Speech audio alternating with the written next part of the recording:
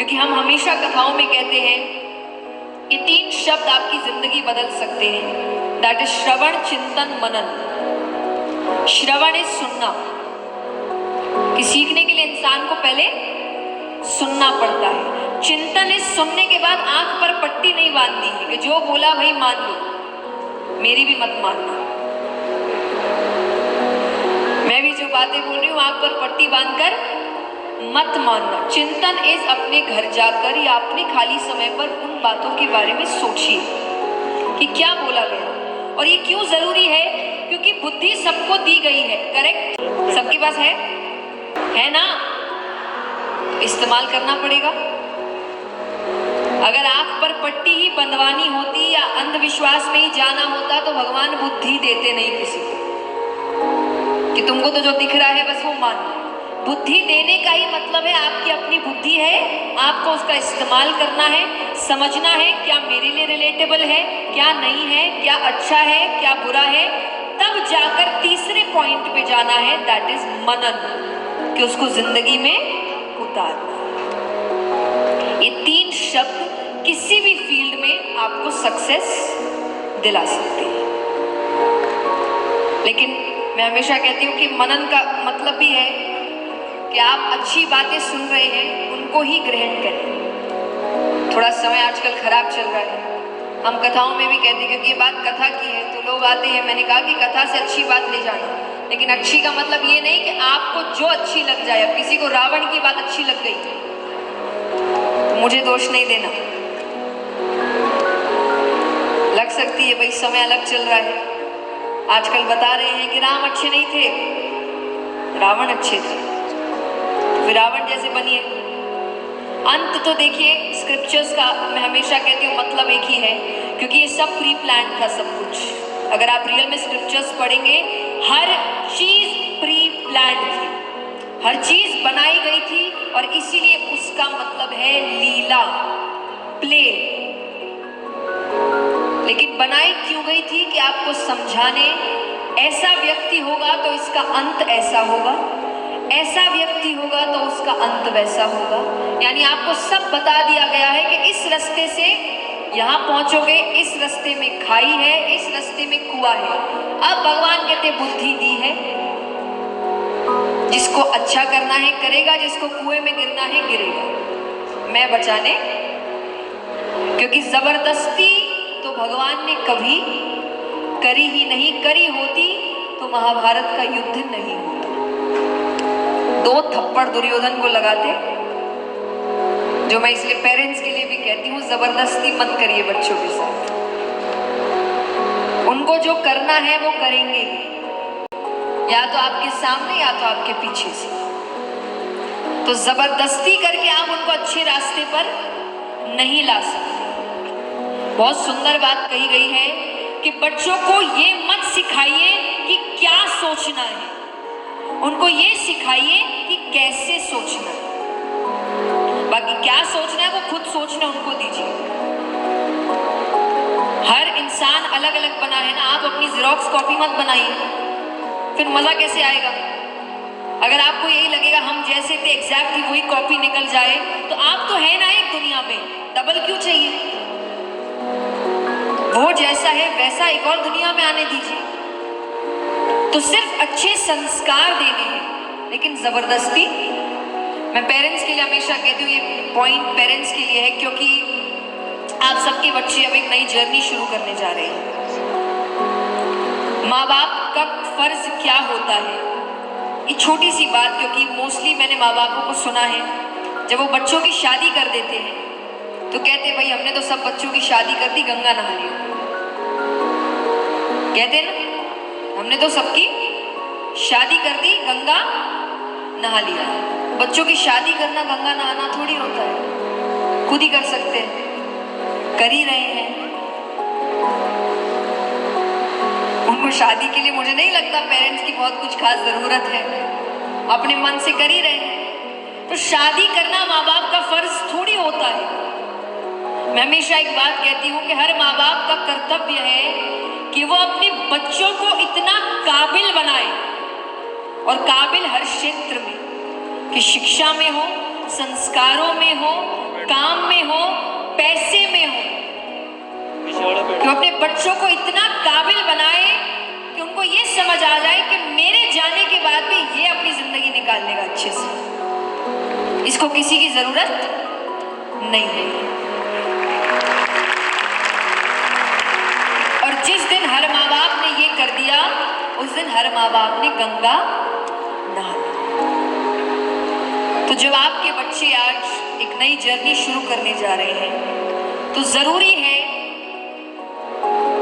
कि उनके सपोर्ट का जरिया आप बनिए। मैं हमेशा कहती हूँ, आज के जो बच्चे हैं उनको बाहर वालों से कोई फर्क नहीं पड़ता, उनको बिल्कुल भी फर्क नहीं पड़ता कौन क्या बोल रहा है, कौन सा रिश्तेदार क्या बातें कर रहा है, उनको सच्ची फर्क नहीं पड़ता। उनको फर्क पड़ता है आप क्या सोच रहे हैं, आप उनके बारे में क्या सोचते हैं, आप उनके लिए क्या विचार रखते हैं। और याद रखिए, अगर जो बाहर उसको बोला जा रहा है कि वो यूजलेस है, उससे कुछ नहीं होना जाना, वो कुछ नहीं करेगा, अगर वो घर में आकर भी वो ही सुन रहा है, तो बाहर वाले और घर वालों में फर्क क्या है?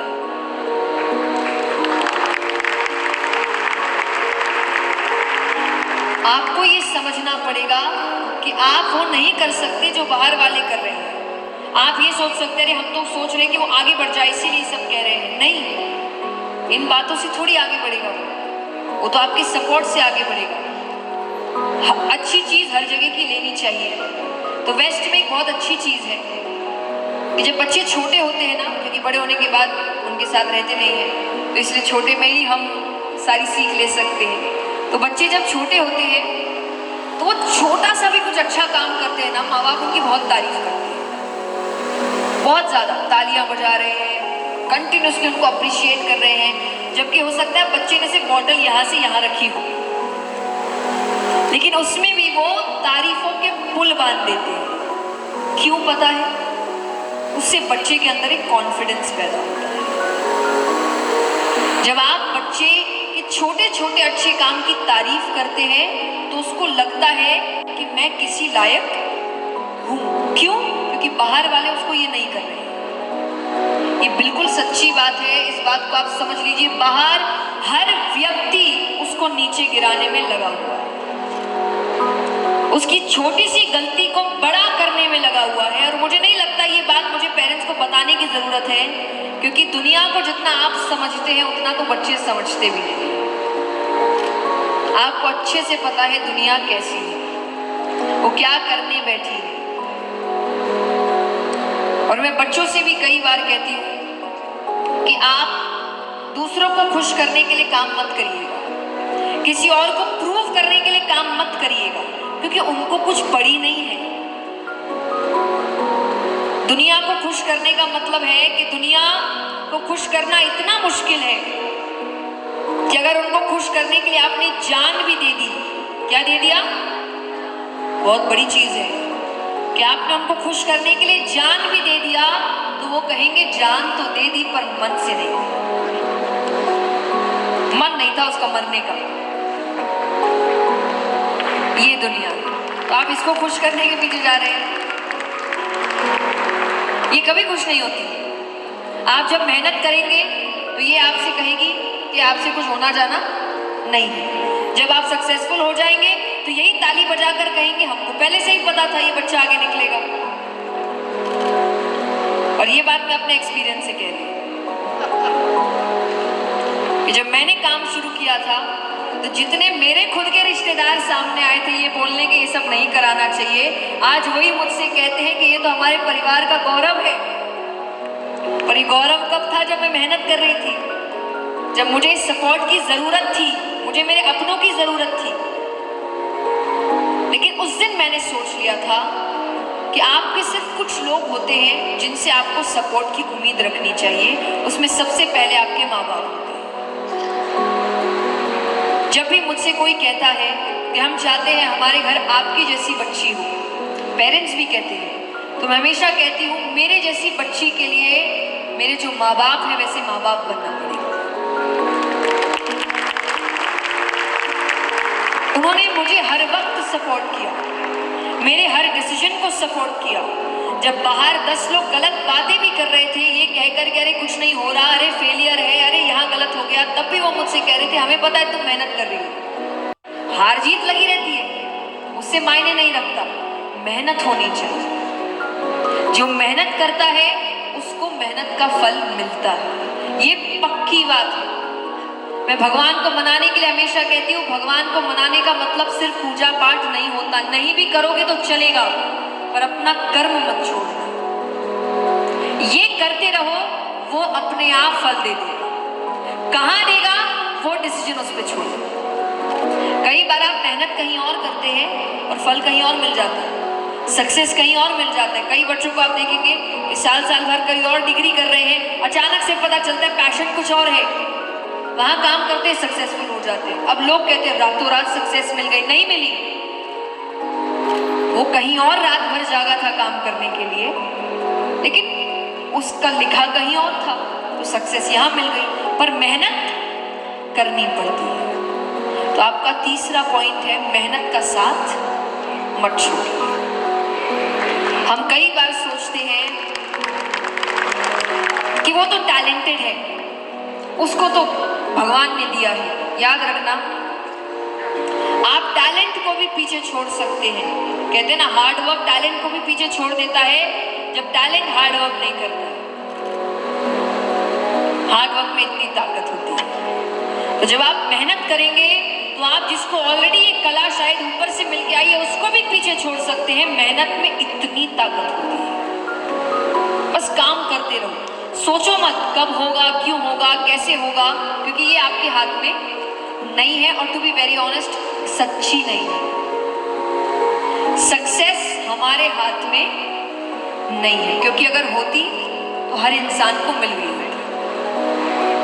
आपके हाथ में सिर्फ आपका अपना कर्म है, और जिसके जो कर्म है वो करिए। गीता जी में कर्म इसीलिए तो कहा गया है ना, इतने साफ साफ शब्दों में भगवान ने कहा, कर्मण्यवाधिकारस्ते मा फलेषु कदाचन, कर्म कर फल की चिंता। अब कई बार लोग कहते हैं कि उन्होंने कहा कि फल की अपेक्षा, अपेक्षा नहीं कहा, चिंता कहा। चिंता मत कर, क्योंकि चिंता करने से कुछ होना जाना है नहीं। जितना समय चिंता में व्यर्थ कर रहा है, उतना अगर लड़ने में करेगा तो जीत जाएगा। अब एक बात बताइए, अगर आप बिना टेंशन के कहीं पर काम कर रहे हैं तो आपका प्रोडक्टिविटी लेवल बहुत हाई होगा, राइट? यस या नो? लेकिन अगर आप 50-50 दे रहे हो कि 50% काम कर रहे हो, 50% सोच रहे हो क्या होगा क्या होगा क्या होगा, ऑब्वियसली काम नहीं होगा ना ठीक से।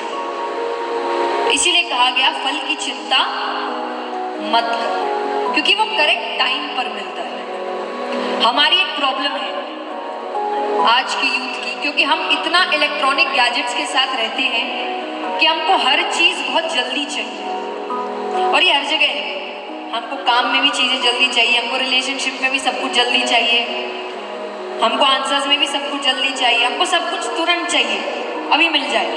क्योंकि फोन यही करता है, इंटरनेट यही करता है, आपको हैबिट हो चुकी है, मशीन्स यही करते हैं।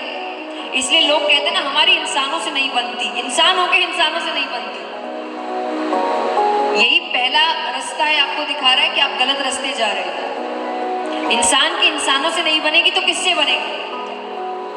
पर क्योंकि अब आपको गैजेट्स हर चीज विद इन सेकेंड्स देते हैं, तो आप हर किसी से वही एक्सपेक्टेशन रखते हैं, पर नेचर वैसे काम नहीं करता।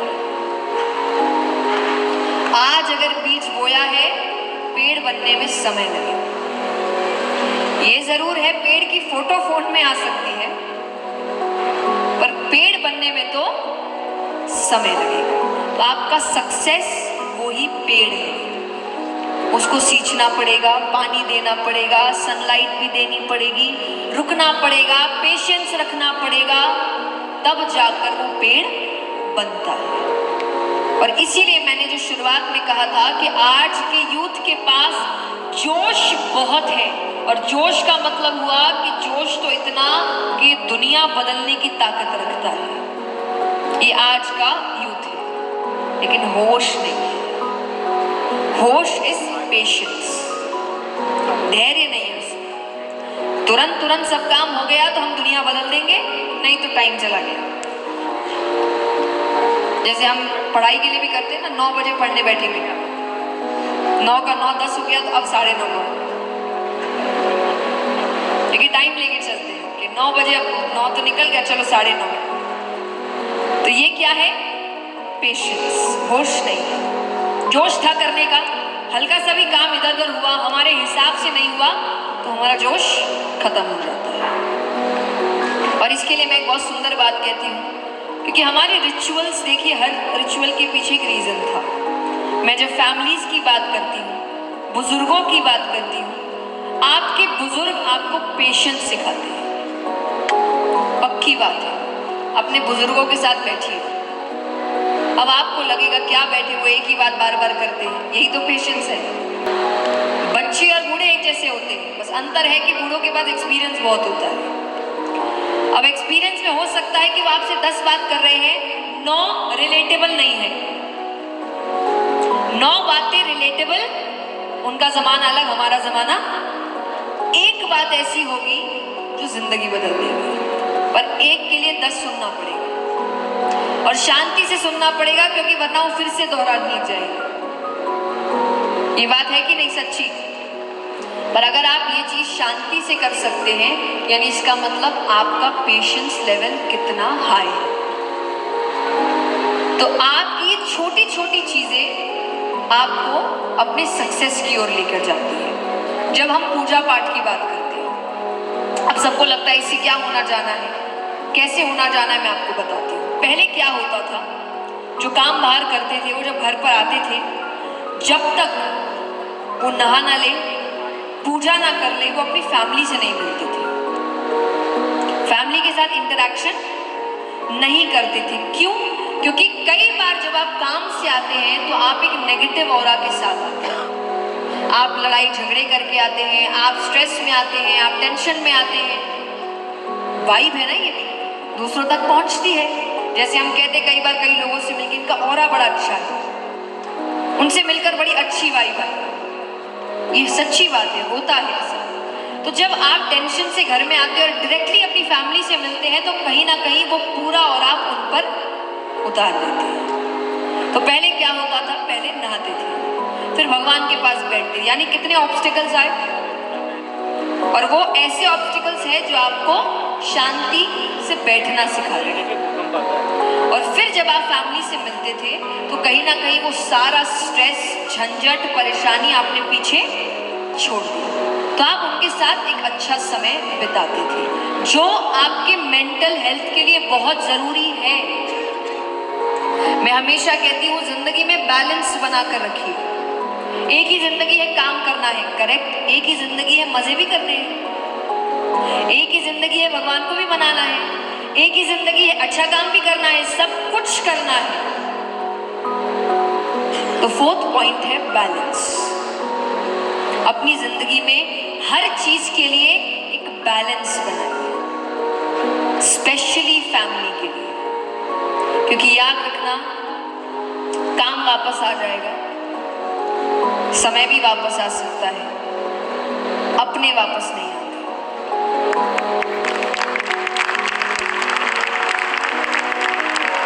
ये समय निकल रहा है, ये जो टाइम है ये आप बाद में याद करेंगे, काश हम वो थोड़ी देर, वो 10 मिनट, वो 5 मिनट, वो 15 मिनट बैठ गए होते। अभी हमें लग रहा है बहुत टाइम है, बहुत टाइम है, किसी को नहीं पता कितना टाइम है। और इसीलिए जरूरी बात ये भी कही जाती है कि जो आपके प्रायोरिटी के काम हो उनको भविष्य पर मत छोड़ना, क्योंकि भविष्य का किसी को पता। मैं हमेशा एक बात कहती हूँ कि जिंदगी पर भरोसा तो कोई मनुष्य से सीखे, कि जिंदगी पर भरोसा तो कोई मनुष्य से सीखे, अगले पल का भरोसा नहीं है, पर रिचार्ज 30 दिन का कराता है। अगले पल क्या होगा पता नहीं, पर वो 30 दिन का रिचार्ज कराता है, सोच के 30 दिन तो निकल ही जाएंगे, उसके बाद देखिए क्या होता है। But to be very honest, अगले पल का भरोसा नहीं है। ये हम जब कथा में कहते हैं तो भगवान के लिए कहा जाता है कि भगवान को मनाने की उम्र, स्पिरिचुअलिटी की उम्र ये दी गई है कि भाई रिटायर हो जाएंगे तब मनाएंगे, कि ना जब कुछ करने लायक नहीं रहेंगे, शरीर से कुछ करने लायक नहीं रहेंगे, हाथ पैर कांप रहे होंगे, तब हम कहते हैं अब भगवान को मनाते हैं या अब भगवान को बुलाते हैं। भगवान कहते हैं अब तुम नहीं, अब हम बुलाएंगे। अब तुम क्या बुलाओगे, गया वो समय तुम्हारा बुलाने का, अब तो हमारे बुलाने का समय है। और उस वक्त हम कह रहे हैं कि हम भगवान को मनाएंगे। और मनाने का मतलब होता है स्क्रिप्चर्स पढ़ना। मोस्टली हमारे घर में दादा दादी स्क्रिप्चर्स पढ़ते हैं। अरे उस वक्त क्या होगा पढ़कर, ना आपको कोई प्रॉब्लम्स का सामना करना है, ना आपकी कोई कंपटीशन है। आपको स्क्रिप्चर्स तो तब पढ़ना है जब आप लड़ाई कर रहे हो। अर्जुन को गीता जी रिटायर होने के बाद नहीं सुनाई गई थी। अर्जुन को गीता जी जब वो युद्ध लड़ रहा था तब सुनाई गई थी। और यहाँ बैठा हर व्यक्ति अपनी जिंदगी में एक महाभारत का युद्ध लड़ रहा है, और इसी समय आपको आपके कृष्ण की जरूरत है जो गीता जी में बैठा है। सो प्लीज उठाइए और पढ़िए। उसमें आपको ये नहीं बताया जा रहा कि पूजा पाठ कैसे करनी है, उसमें आपको जिंदगी जीना सिखाया जा रहा है। बड़ी बड़ी कंपनीज उसको यूज कर रही है, यूनिवर्सिटीज उसको यूज कर रही है, विदेश में पढ़ाया जा रहा है। कुछ तो होगा ना। और मैं हमेशा कहती हूँ हमारी प्रॉब्लम है हम अपनी चीजों पर तब तक भरोसा नहीं करते जब तक विदेश स्टैंप ना लगा दे। जिस दिन उसने स्टैंप लगा दिया हम भी मान जाएंगे हाँ भाई ये किताब अच्छी है, जबकि ये किताब कब से आपकी ही है। खजाना आपके ही पास है, याद रखना, क्योंकि सबसे पहले एजुकेशन आपके ही पास था। 7.5 लाख गुरुकुल थे आपके पास, पूरी दुनिया में सबसे पहले शिक्षा आपके पास थी।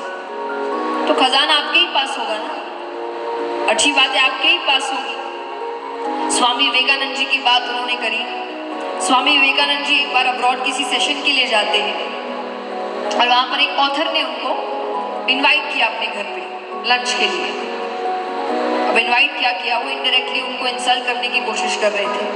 तो वो गए तो लंच के बाद वो अपनी लाइब्रेरी लेकर जाते हैं। लाइब्रेरी में उन्होंने क्या किया, नीचे गीता जी रखी, श्रीमद् भगवत गीता, और उसके ऊपर अपनी किताबें बहुत सारी, और उनको वो उसी एरिया पर लेकर आए। स्वामी जी देख रहे हैं तो उन्होंने कहा अरे देखिए आपकी गीता तो एकदम नीचे रखी है, हमारी किताबें उसके ऊपर रखी है। स्वामी जी ने बहुत स्माइल करते हुए कामली एक बात कही, बोले सही तो अरेंजमेंट है, फाउंडेशन स्ट्रांग होगा, इमारत अपने आप टिक जाएगी। यानी पढ़ना सब है, सीखना सबसे है, पर फाउंडेशन को नहीं भूलना है।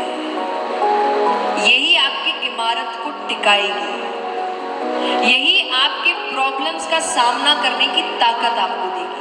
आपके स्क्रिप्चर्स आपका फाउंडेशन है, ये आपको दुनिया में बाकी चीजों के सामने सही क्या है और गलत क्या है इसकी समझदारी सिखाते हैं। तो इसीलिए ये मत सोचिए कि स्क्रिप्चर्स में सिर्फ पूजा पाठ की बातें लिखी है, उसमें जीवन बदलने की बातें लिखी है। जैसा मैंने आपको पहली बार की श्री राम की बात कही, ये क्या है आप इसको अपने हिसाब से लीजिए ना, कि उनको जो चाहिए था उनको नहीं मिला, पर जो मिला उसको भी कैसे उन्होंने अच्छा कर दिया। तो ये आपकी लाइफ में भी कई बार होता है कि आपको जो चाहिए वो आपको नहीं मिलता, तो जो मिला है उसको ही अच्छा करते हैं। आपने सुना होगा, ये वीडियो आजकल बहुत इंटरनेट पे चल रहा है,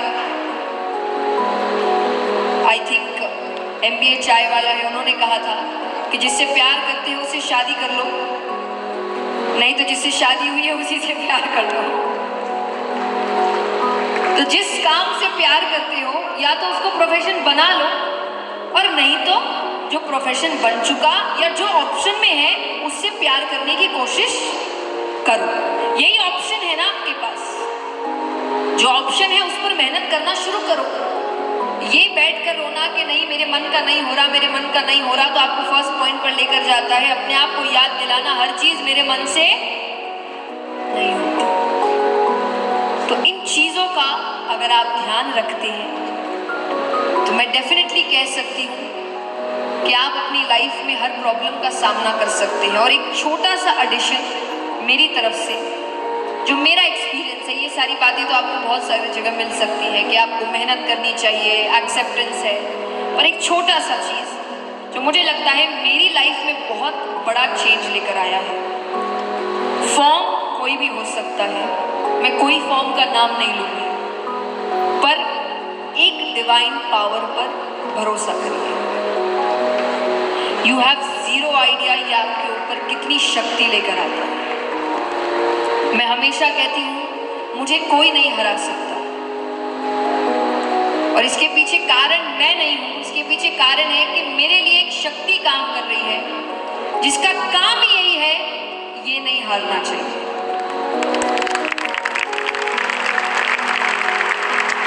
ये फेथ लेकर जिस दिन आपने काम करना शुरू किया ना, उस दिन कुछ भी हो जाए आप उसका सामना करेंगे। आज मुझे मतलब नहीं कि मेरे सामने कितने ऑब्स्टिकल्स आते हैं, और हमेशा आते हैं, क्योंकि याद रखिएगा लाइफ में आप सक्सेसफुल हो जाए उनके सामने भी ऑब्स्टिकल्स आते हैं। प्रॉब्लम सबकी अपनी अपनी होती है। आपको लग रहा है कि हमारी जो प्रॉब्लम है वो उसको नहीं आ रही, हाँ नहीं आ रही, पर उसकी जो प्रॉब्लम है वो तुमको भी नहीं आ रही। सबके प्रॉब्लम्स अपने अपने होते हैं। आज अगर हमें इस चीज की प्रॉब्लम है कि कई बार लोग कहते हैं अरे आपको क्या है, आपको किस चीज की कमी है, चलिए कमी नहीं है, पर जो जिम्मेदारी हमारे ऊपर है वो और भी नहीं है। मैंने अगर यहाँ 1 घंटे बात की है, मुझे पता है हो सकता है 10 लोग होंगे जो उसमें से छोटी छोटी गलत बातें निकाल कर ये गलत बोला वो गलत बोला, तो ये जिम्मेदारी भी तो हो सकता है आपकी जो प्रॉब्लम है वो मेरी नहीं है और मेरी जो प्रॉब्लम है वो आपकी नहीं है, लेकिन काम क्या करना है कि मुझे आपकी प्रॉब्लम से सीख लेनी है और आपको मेरी प्रॉब्लम से। सब साथ में मिलकर उस डिवाइन पावर पे भरोसा रखकर काम करिए। हम क्या, समाज, देश, दुनिया सब ठीक हो जाएगा। जिस चीज के लिए हम काम करें वो काम अपने आप हो जाएगा। तो जो बदलाव आपको लाना है, मैं हमेशा कहती हूँ कि अगर दुनिया बदलनी है अपने आप को बदलना शुरू करो, दुनिया अपने आप बदल जाएगी। दूसरों के पीछे लगने से अच्छा है खुद के पीछे लगना शुरू करिए, क्योंकि बुरा जो देखन में चला बुरा ना मिलिया कोई, जो दिल खोजा आपनो मुझसे बुरा ना हो। जिस दिन अपनी कमियां ठीक करनी आपने शुरू कर दी, उस दिन धीरे धीरे आप देखेंगे दुनिया में भी कमियां खत्म होना शुरू हो गई।